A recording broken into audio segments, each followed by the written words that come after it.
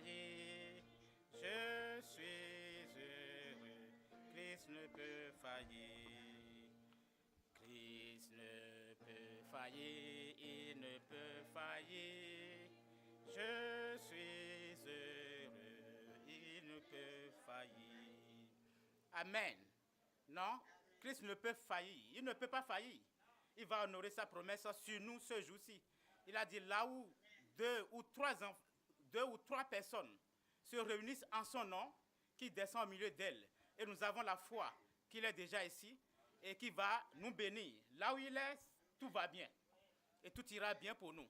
Ce jour sera un jour de bénédiction pour nous à travers sa leçon qu'il veut nous apprendre. Le titre de la leçon des jeunes. Un jeune volontaire, oui. Oui, la sœur Tolou. Une réaction inattendue. Oui, pour les adultes. Oui, la sœur Lydie. La miséricorde. Merci beaucoup. Nous allons commencer par lire nos passages bibliques. Ouvrons notre Bible sur l'évangile selon Matthieu chapitre 5, 6 à 9. L'évangile selon Matthieu chapitre 5, 6 à 9. Que celui qui trouve commence. Car ils hériteront la terre. 6. Heureux ceux qui ont faim et soif de la justice, car ils seront rassasiés. 7. Amen. Heureux les miséricordieux, car ils obtiendront la miséricorde. Amen. 8. Heureux ceux qui ont le cœur pur, car ils verront Dieu. Amen. 9. Heureux ceux qui procurent la paix, car ils seront appelés fils de Dieu. Amen. Oui, 38 à 48. Quelqu'un d'autre, oui, merci. L'évangile selon Matthieu chapitre 5,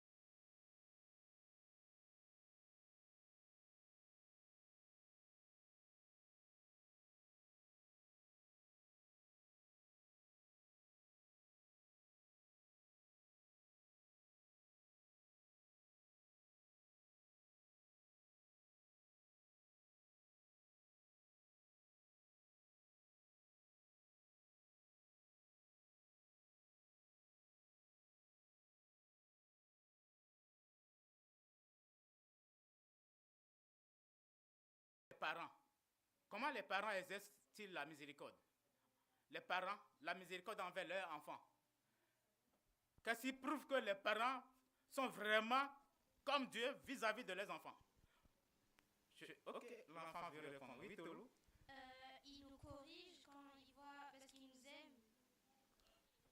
Oui, merci beaucoup. Oui, comment les parents prouvent la miséricorde, comme ce que Dieu prouve envers l'humanité, mais les parents le prouvent envers les enfants.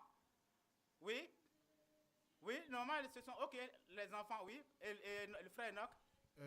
Par exemple, quand nous faisons des choses pas bien, les parents font preuve de miséricorde envers nous en nous pardonnant et en nous montrant la bonne marche à suivre. Oui, merci beaucoup. Oui, oui, les parents, oui, la sœur Cornélie. Les parents font preuve de miséricorde quand ils prennent soin de leurs enfants en toutes choses au quotidien. Merci beaucoup. Oui? Quelqu'un veut encore dire quelque chose? La miséricorde, oui? La sœur Kyria. Le parent est prêt à se sacrifier pour ses enfants. Merci beaucoup. Si nous prenons l'exemple des parents, quelqu'un veut dire encore quelque chose? Un parent encore? En ligne? Oui, la sœur Mouya, vous voulez expliquer? La miséricorde envers nos enfants. Oui? Même si l'enfant fait quelque chose de mal et tu es en colère, ben, tu vas on dit dans notre langue que tu frappes avec la main gauche et avec la droite, tu la rapproches près de toi, tu lèves quoi. Donc, c'est comme ça que ça se fait. Même si tu l'as puni, tu punis l'enfant, il faut encore l'élever. Merci beaucoup.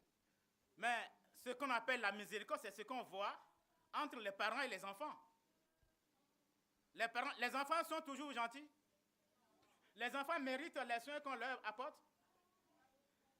Les enfants méritent toujours les soins qu'on leur apporte. Hein? Pas toujours. Est-ce que... Pas toujours.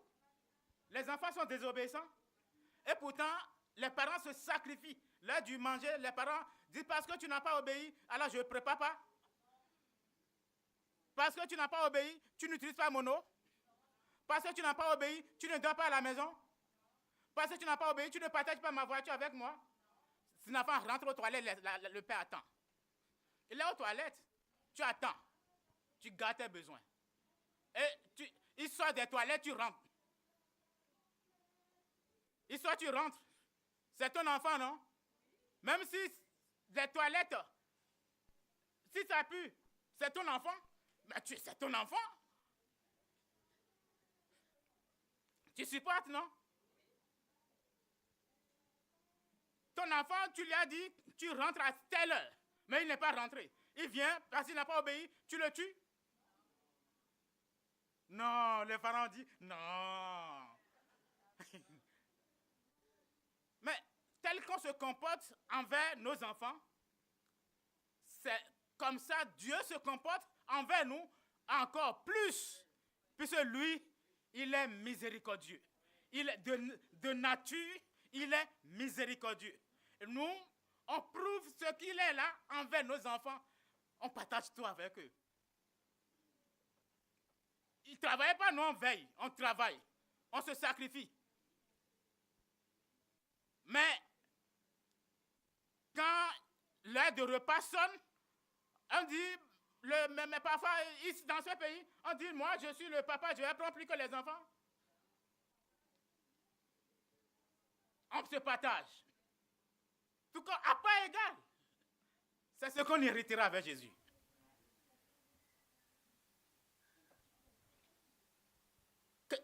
Là, on a prouvé la miséricorde des parents envers les enfants. Qu'est-ce qui témoigne de la miséricorde de Dieu envers ses créatures? Voilà comment on a expliqué la miséricorde des parents envers les enfants. Et maintenant, comment on peut expliquer la miséricorde de Dieu envers nous tous, envers l'humanité? Oui? Oui, la sœur Kyria.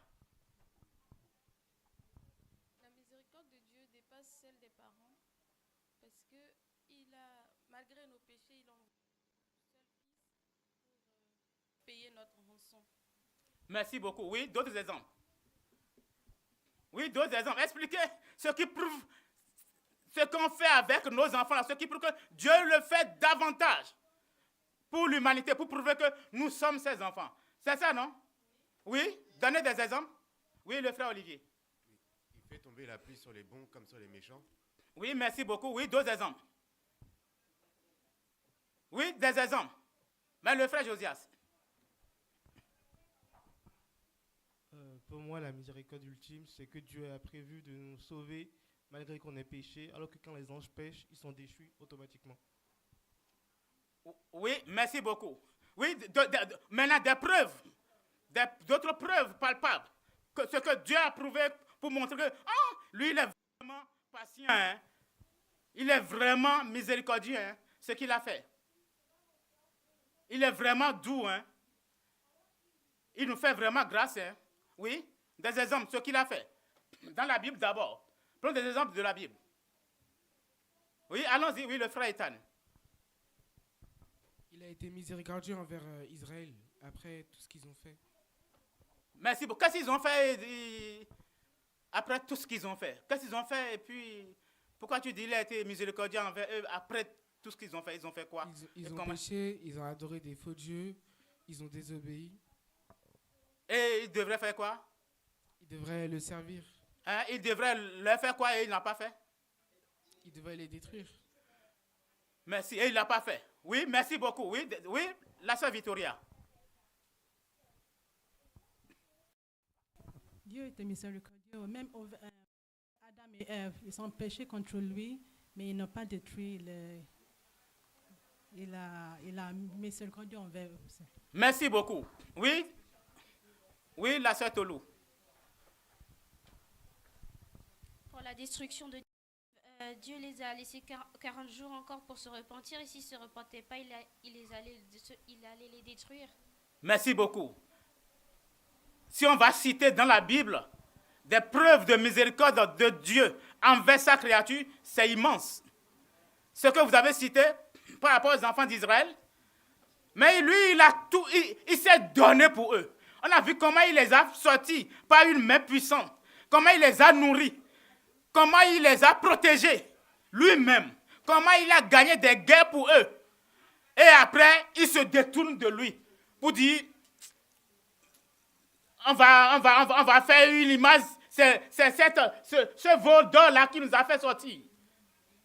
Et ils ont dit, mais non, pourquoi on va rester sous la domination de Dieu comme ça? Nous aussi, on veut un roi. Pourquoi c'est lui qui va nous gouverner? On veut voir quelqu'un comme ça. On a vu comment Adam et Ève, ils ont péché. Quand ils ont péché là, le diable a dévié Dieu, non? C'est le diable qui a défié Dieu. Il a dit, tu vas voir, je vais les faire chuter. Et quand ils ont obéi au diable au lieu d'obéir à Dieu, est-ce que Dieu serait content? Il a été content? Non, il n'a pas été content. Et qu'est-ce qu'il pourrait faire? Puisqu'il n'a pas été content, ils ont péché. Il pourrait tout de suite, ah bon, vous ne m'avez pas obéi. D'ailleurs, on est au commencement, au début. Il est tué, il crée encore d'autres et il prend des garde-fous. Pour dire maintenant, le diable, tu ne viendras plus. Mais il a dit, ok. Il a dit, Adam, où es-tu? Adam a fui. Et c'est lui-même qui l'a appelé, il dit, mais viens. Et après, il a couvert. Lui, il s'est couvert avec des feuilles. Lui, il a couvert avec une peau d'animaux. Lui, regardez quand Caïn a tué Abel. Parce que Dieu a honoré Abel. Et Caïn l'a tué pour ça. Tout de suite, Dieu, s'il n'était pas miséricordieux, mais comment? C'est mon enfant Abel. Il tue Caïn, non? Est-ce qu'il a fait? Il n'a pas fait. Comme vous l'avez dit, regardez, tout le monde crie. Des preuves de nos jours. Tout le monde crie. Oh, il fait chaud. Oh, il n'y a pas l'eau. Oh, le niveau de l'eau à la nappe phréatique diminue. Oh, il n'y a pas d'eau. Maintenant, tout le monde réduisait l'utilisation de l'eau. D'autres villes, ils ont mis, tu ouvres le robinet comme ça, 2 minutes, ça s'éteint. D'autres villes, ils disent, ok, personne n'arrose. Il ne faut plus remplir les piscines. Mais est-ce qu'ils peuvent faire quelque chose pour créer l'eau. Et d'autres disent, ok, on va transformer la mer. Salée là, ça va devenir l'eau douce. Mais c'est encore pour les faire dépenser, non? Ok, vous cherchez toujours des solutions.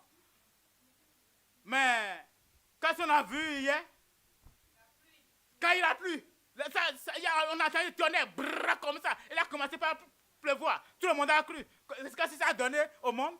Qu'est-ce que ça a donné? La première réaction de tout le monde. Tout le monde a ri, comme Sarai. Quand Dieu lui a dit, il aura d'enfants. Quand tout le monde a vu la fille comme ça, il pleure. Tout le monde est content. On peut, si Dieu, lui, ne donne pas, on dit, il ferme sa main, et tout le monde fait quoi? Il ferme sa main comme ça, et tout le monde fait quoi? Tout le monde crie. Il fait trop chaud. Il y a la famine. Il fait trop froid. Et il ouvre un peu, il nous a lâchés, il nous laisse de l'Est. Comme ça, on dit, maintenant ça va. La miséricorde de Dieu. Comme on l'a dit dans la leçon des enfants, quand je viens d'entendre là, mais les livres, ils pouvaient tout de suite les détruire. Mais il a envoyé d'abord, je dis, mais ce sont mes créatures. Il a envoyé Jonas pour les sauver. Jonas ne voulait pas, mais il a contraint. Parce que lui ne veut pas, mais c'est ma chose. Regardez ton enfant. C'est ton enfant, mais il est. Tout le temps, tu vas chercher, dire, mais est-ce que tu voudras sa mort? Tu ne voudras pas sa mort. Tu vas tout faire pour qu'il vienne. Mais qu'il revienne, parfois tu vas dire, ok, qu'est-ce qu'il faut faire? Tu cherches, tu vas dire, ok, je vais être gentil avec lui. Tu es gentil, tu vas dire, ok, je vais lui faire, ok, je vais essayer de l'appeler. Je vais faire quelque chose pour le ramener. C'est comme ça que Dieu fait. Il fait tout pour nous ramener à lui. Et on nous a dit, ce qu'un parent ne peut jamais faire, lui, il a fait. Une preuve de miséricorde qu'aucun parent ne peut faire, lui, il a fait. Qui est quoi? Il a envoyé son fils, son propre fils. On dit, personne ne meurt, même point injuste. Est-ce qu'on a déjà trouvé quelqu'un donner sa vie pour la cause d'un juste? Non, mais lui, il s'est donné. Ce n'est pas parce que nous l'avons mérité. Hein. Il s'est donné. Quand nous étions encore pécheurs, Christ est mort pour nous. La miséricorde. C'est ça la nature de Dieu. Si on sait, hein, là où il a réglé le soleil, là, s'il n'avait pas maintenu à ce niveau-là, nous serions tous quoi? Brûlés. Mais il a réglé de telle sorte que les gens peuvent tout faire. On voit des gens imaginer comment cultiver la nourriture, comment cultiver des vivres pour que si en cas de famine, que l'humanité ne soit pas décimée. Mais le fruit, ce qu'ils imitent là, si Dieu ne fait pas germer, ça va germer? Non. La miséricorde de Dieu. Et c'est ce qu'il veut que nous soyons. Et par sa miséricorde, comment nous devenons ses enfants? Regardez, j'ai dit, il fait tout cela pour le monde entier. Hein. Il est gentil pour toute l'humanité. Mais il est encore plus gentil, plus miséricordieux, plus doux envers ceux-là qui lui appartiennent. Oui? Comment on peut lui appartenir? Comment on devient ses enfants? En confessant ses péchés. En confessant ses péchés et en recevant son salut et se laisser à tout à Dieu. Merci beaucoup. On devient ses enfants juste quand on vient vers lui et lui demander, mais je veux devenir ton enfant. Quand je sois ton enfant, aie pitié de moi, je veux être ton enfant. Et on devient ses enfants, non? Ou bien on fait plus que ça pour devenir ses enfants? Hein? On ne fait pas plus que ça. On vient simplement à lui, on dit, adopte-moi. et il nous adopte. Tu as déjà trouvé quelqu'un dans la rue, tu es parti, lui dit, je vais être ton enfant et tu es devenu son enfant? Non. Mais Dieu, tu vas vers lui, tu dis, je vais être ton enfant et tu deviens son enfant. C'est l'exemple qu'il nous a donné.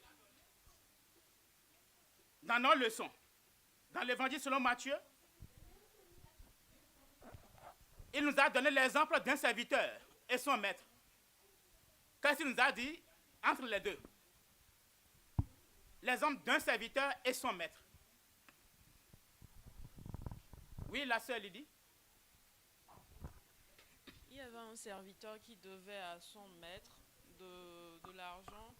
Et quand le temps est venu, le maître demandait à son serviteur de lui rembourser. Le serviteur disait qu'il n'en avait pas, de lui accorder un peu de temps pour qu'il puisse lui rembourser. Il a demandé clémence au fait auprès du maître. Et le maître lui a totalement rendu la dette. Il a dit c'est bon, tu peux partir. Et lui, en sortant, il a vu un confrère à lui qui lui devait. Et je crois que lui, il devait 10 000. Et son confrère devait 100, si je ne me trompe pas. Et il a dit à son confrère de lui rembourser son argent. Et le confrère disait qu'il n'en avait pas. Lui aussi, il demandait clémence de lui accorder le temps pour qu'il puisse lui rembourser son argent. Mais il lui a pas donné ce temps-là. Il l'a mis en prison. Et d'accord. Il l'a mis en prison. Et il y avait des témoins qui avaient vu ce qui s'était passé. Ils sont partis dire ça au maître. Le maître étant fâché, il l'a rappelé et lui aussi il l'a enfermé parce qu'il a dit, moi j'ai usé de miséricorde envers toi, tu n'as pas fait pareil à ton confrère, donc toi aussi tu vas me payer. Merci beaucoup. On nous a donné l'exemple d'un serviteur et son maître. Le serviteur nous a dit ce qu'il doit, est-ce qu'il peut payer? Il ne peut pas payer. Même si on prend sa femme, ses enfants, est-ce qu'on peut couvrir ses dettes? On ne peut pas couvrir. Mais, puisque le maître veut qu'il paye sa dette, ce qu'il doit, s'il ne payait pas, qu'est-ce qui allait lui arriver? Qu'est-ce que le maître va lui faire? Oui, le frère Ethan. Il devrait aller en prison. Il devait aller en prison. Il va faire prison toute sa vie et ne va même pas payer. Mais comment il a pu obtenir la remission de ses dettes? Comment il a pu obtenir la remission de ses dettes? Oui, qu'est-ce qu'il a fait et le maître lui a alors tout laissé? Oui, la sœur Cornélie. Il a demandé la clémence du maître. Merci beaucoup. Il a dit, oh, sois miséricordieux envers moi et je te payerai. Regardez, est-ce qu'il peut payer? Il ne peut pas payer, mais le maître a vu que, oh, il a dit qu'il va payer. Et il a demandé miséricorde. Et le maître a dit, ok, vas-y. Ne paie plus. Je te remets tes dettes. Et le maître lui a remis ses dettes. Et ça veut dire qu'il est gracié. C'est tout comme s'il ne doit plus rien. Mais le même jour, quand le maître lui a remis ses dettes, c'est-à-dire le maître a fait comme si, ok, maintenant tu ne me dois plus rien. Il est toujours serviteur, non? Il est toujours serviteur. Mais le même jour, on a vu que ce même serviteur, il est sorti et il a croisé son compatriote qui lui devait aussi juste un peu d'argent. Une somme maudite, on va dire, insignifiante. Une somme insignifiante. Et qu'est-ce qu'il a fait? Il lui a attrapé par le cou. Il a dit, non, tu me paies ma dette, sinon, tu iras en prison. Le serviteur, l'autre serviteur lui a aussi dit quoi? Qu'est-ce que l'autre serviteur aussi lui a dit? Il a dit, oh, sois patient aussi avec moi. Donne-moi, accorde-moi de temps et puis je te paierai. Est-ce qu'il a écouté? Non, il n'a pas écouté. Il est parti le jeter en prison. Et maintenant, son maître a appris ce qu'il a fait après. Et il a dit, ah bon, moi j'ai été miséricordieux envers toi, mais voilà ce que toi tu as fait. Ok, toi aussi, tu vas en prison et tu restes en prison jusqu'à ce que tu me payes ce que tu me dois. Quelle leçon on veut nous donner par là? de cette parabole, quel enseignement on nous donne? Comment on peut attribuer cela à nos relations avec Dieu et nos relations avec nos prochains? Qu'est-ce qu'on nous enseigne dedans? Oui, le frère Olivier, vas-y. On nous enseigne qu'il faut pardonner comme Jésus nous pardonne, comme Dieu nous pardonne. Oui, merci beaucoup, le frère Enoch. C'est ça que j'allais dire, mais je voulais dire que par là, ça nous montre que le péché qu'on a commis envers Dieu, personne ne pourra nous faire la même chose sur terre. Donc si quelqu'un nous cause un tort, il faut qu'on lui pardonne en nous rappelant que Jésus nous a pardonné nos péchés. Merci beaucoup. Comme ce serviteur devrait à son maître, c'est comme ça, nous devons à Dieu.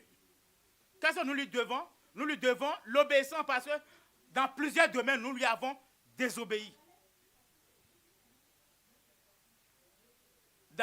Dès notre enfance même, nous avons déjà hérité de la désobéissance naturellement. Et en grandissant, nous désobéissons. Nous manifestons ce côté naturel qui est en nous. Et on lui désobéit. Ce qu'il a dit de ne pas faire, nous le faisons. Nous le faisons jusqu'au jour même, c'est ça, Paul a dit. Mais quand je veux faire nous avons même envie de faire ce qui est bon. Est-ce que nous arrivons à le faire? Avant que Christ ne nous sauve? Non, on n'arrive pas à le faire. Parce que naturellement, de notre nature, nous sommes comme cet état. Cet état qui dit, il est état. Et il veut sauter. Il ne peut pas sauter. Il faut qu'il change d'abord de nature. Et quand il a changé de nature, il est devenu quoi? Grenouille. Et maintenant, il a les pieds pour sauter. Mais Dieu, nous désobéissons et nous venons à lui. Et nous sommes conduits directement, avec notre désobéissance, nous sommes directement conduits à aller en enfer, en perdition, pour toujours. Mais comment nous obtenons le pardon? Comment on obtient le pardon de Dieu? Comment on devient ses enfants? Oui? Mais on devient, finalement, on est sauvé par quoi? On est sauvé par la grâce. À travers quoi?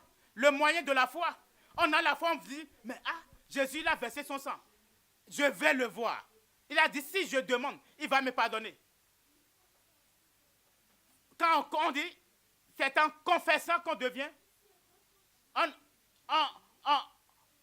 on croit, on obtient le salut juste en confessant. Il dit, oui, je te dois, pardonne-moi.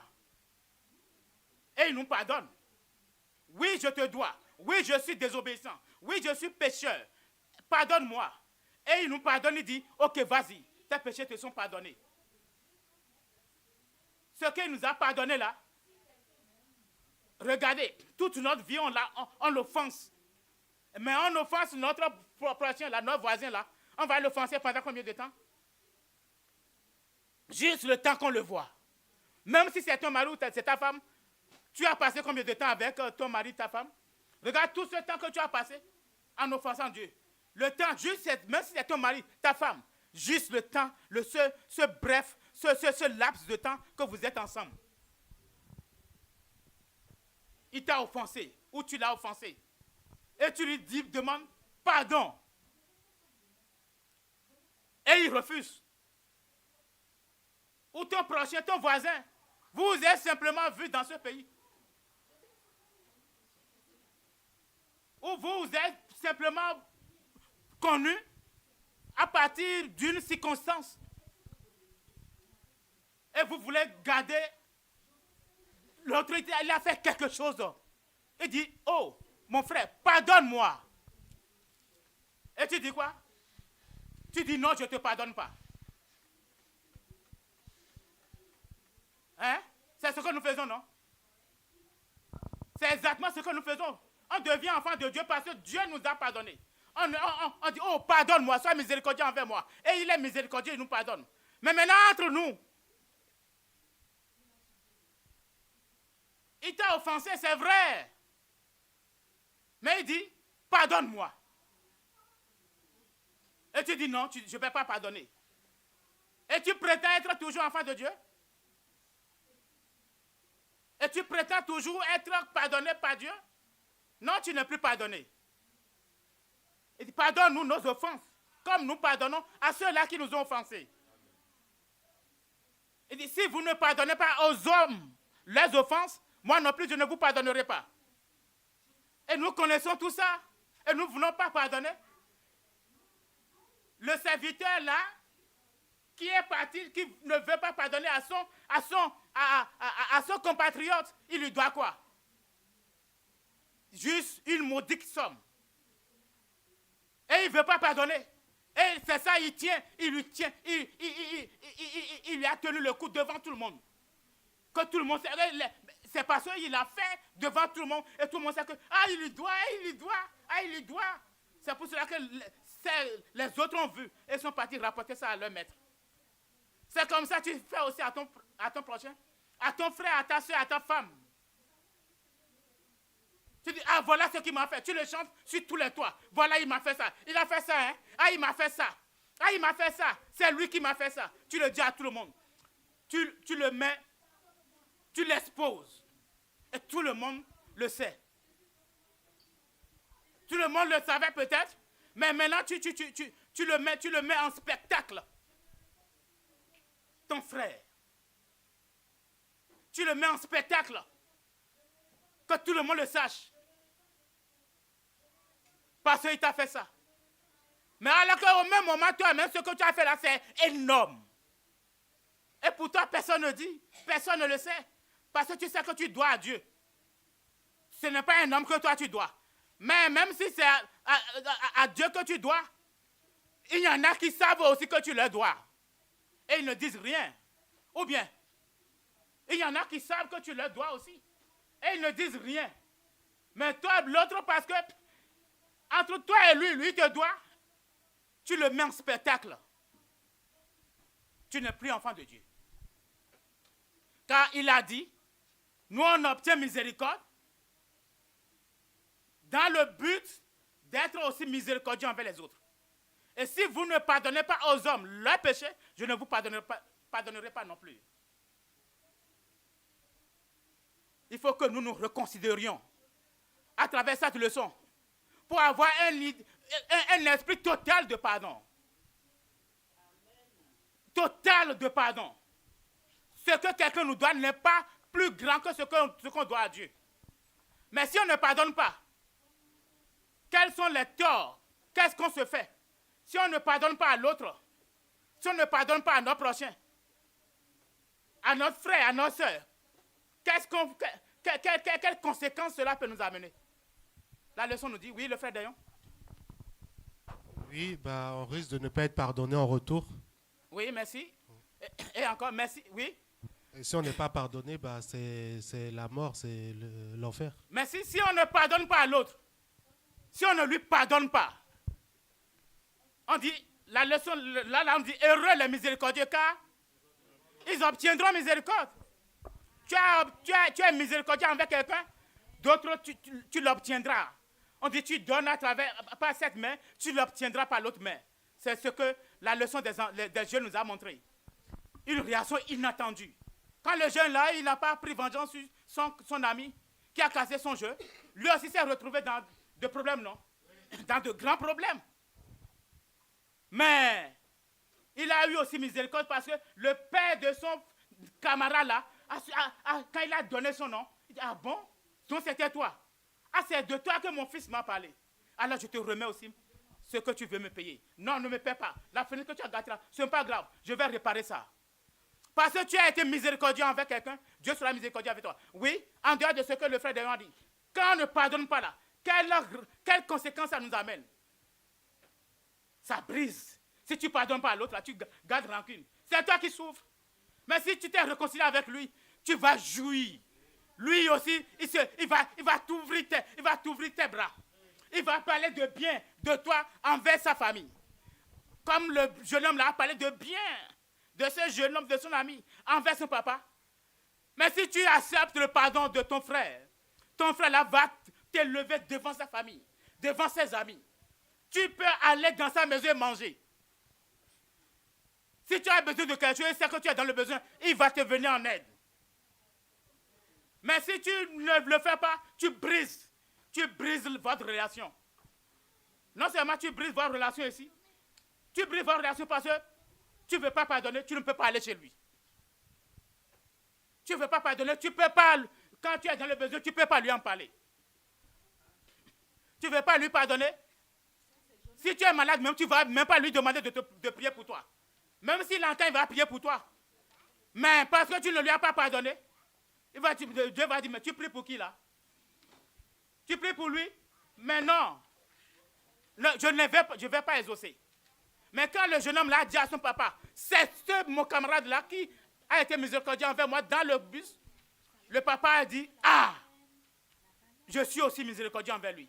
Heureux les miséricordieux, car ils obtiendront miséricorde. Si ce qui est gâté, ce qui sera les conséquences entre toi et ton ami que tu n'as pas pardonné, ça c'est grave. Mais en tant qu'enfant de Dieu, vous êtes dans la même église. Quelles conséquences ça apporte dans l'église? Oui, le frère Elliot? Il y aura du désordre. Il y aura du désordre. Tu ne lui pardonnes pas, vous venez, vous priez ensemble, ça ne sera pas exaucé. Ça n'ira pas loin. Vos prières vont flâner comme fumée qui va rester juste, ça ne va pas traverser les plafonds.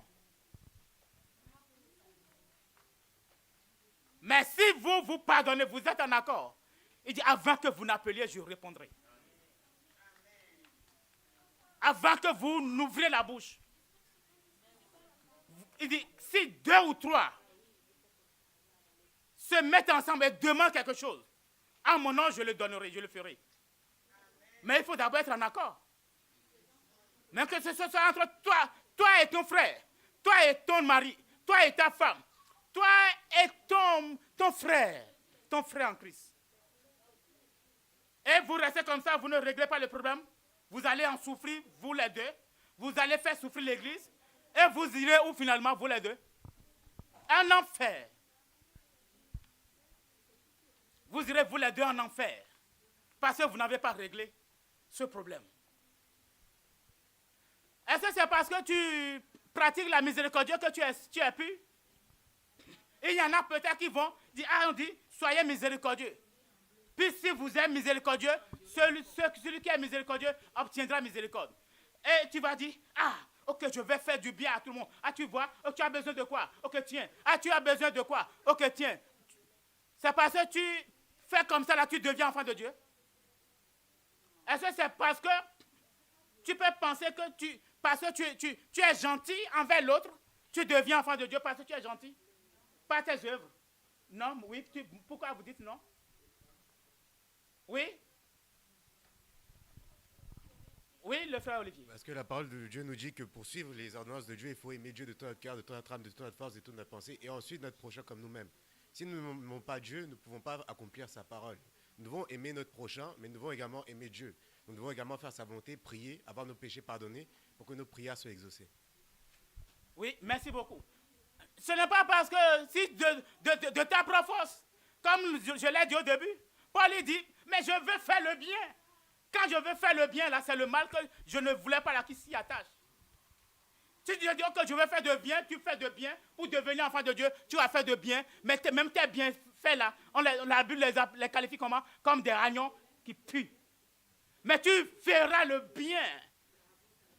La seule personne qui est bon, qui est bien, c'est Dieu. Si tu deviens son enfant, tu seras comme lui, tu feras le bien. Et c'est si tu es né de nouveau, toi-même tu es pardonné, que Dieu mettra en toi cet esprit de pardon. Il mettra en toi une partie de lui-même, la miséricorde. C'est alors que tu seras vraiment miséricordieux. C'est alors que tu seras, tout ce que tu feras là serait bien.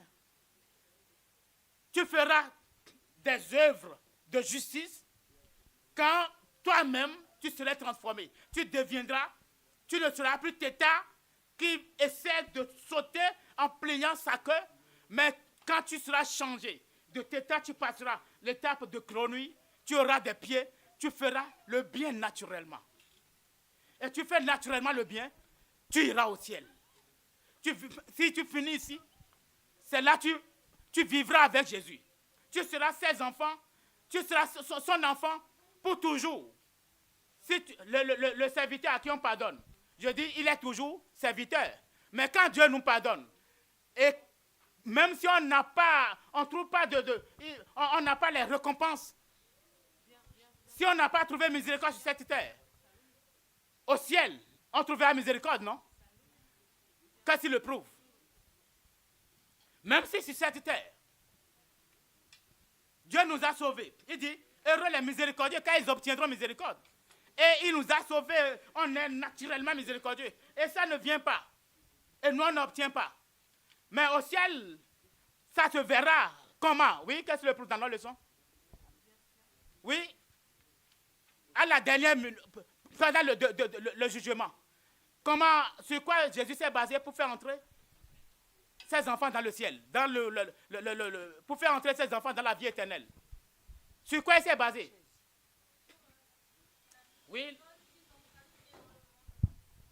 Merci beaucoup. Il dit, entre dans la gloire de ton maître, parce que j'avais faim et tu m'avais nourri. J'étais nu, tu m'avais vêtu. J'ai été malade, tu m'as rendu visite. Et ceux-là, ils ont dit, mais non, où est-ce qu'on t'a vu avoir faim et t'avons nourri? Il dit, à chaque fois que vous le faites aux autres, c'est à moi que vous le faites. Et là, il va nous donner la félicité pour toujours. Pour être miséricorde, pratiquer la miséricorde là, c'est très simple. Hein? Juste, on nous a dit comment on peut la pratiquer entre nous. Oui, comment on peut la pratiquer? Quel geste de miséricorde? Oui. Allons-y. C'est vous qui prenez maintenant le temps, ce n'est pas moi. Sinon, moi, j'ai fini. Oui, allez-y. Mais on dit, juste en étant bons les uns envers les autres, on peut juste appeler, rendre visite, faire passer du temps avec, car ce Samaritain, le bon Samaritain, sa miséricorde qu'il a eue envers cet homme que les voleurs ont laissé mourant, ça lui a coûté, on dit ça lui a coûté de l'argent, ça lui a coûté son temps, ça lui a coûté d'efforts. Nous devons aussi être miséricordieux, doit nous coûter quelque chose. Notre relation avec l'autre doit nous coûter quelque chose. Si ça ne nous coûte rien, c'est qu'on n'est pas, ce n'est pas la miséricorde, ce n'est pas la bonté. Que Jésus nous aide. Et que ce matin, qu'il soit miséricordieux envers nous, en nous pardonnant, et que nous lui ressemblions, car nous ne pouvons pas dire que nous sommes enfants de Dieu si nous gardons rancune, si nous sommes vindicatifs, si nous voulons rendre le mal pour le mal. Un enfant de Dieu rend le bien pour le mal, et il ressemble à son Père. Que le Seigneur Jésus nous aide à lui ressembler. Nous allons terminer notre leçon en chantant le chant 696. 696. Ça fait 270. Ça fait 270. On va chanter ça debout, après on va prier.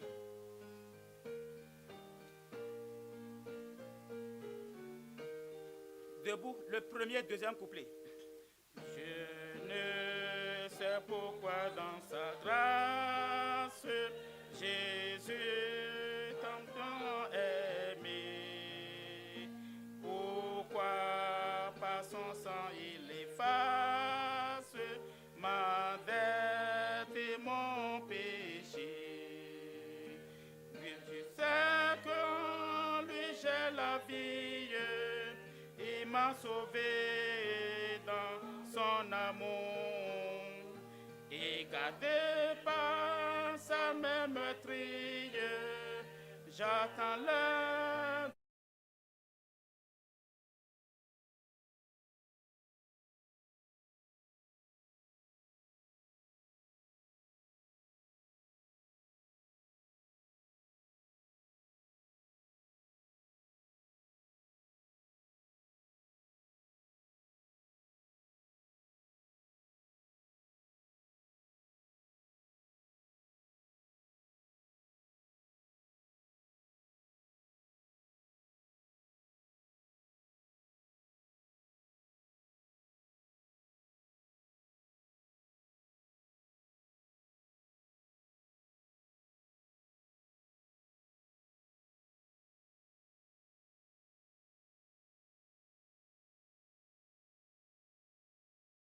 Seigneur, notre Dieu, notre Père, nous te disons merci.